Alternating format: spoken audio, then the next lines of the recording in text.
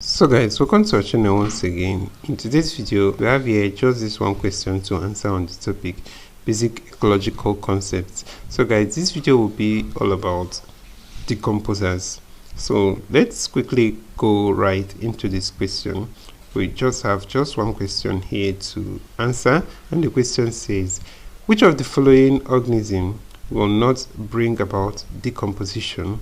A. Spirogyra, B. Earthworm, C. Bacterium, D. Mold. So guys, obviously the answer to this question is Spirogyra. That's because of the fact that all the other organisms listed here are decomposers apart from the Spirogyra.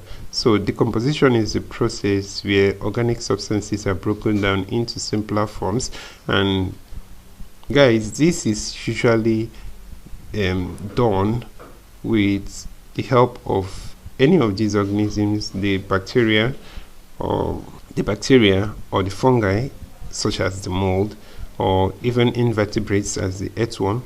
But guys, Spirogyra is not a decomposer and will not take part in this process.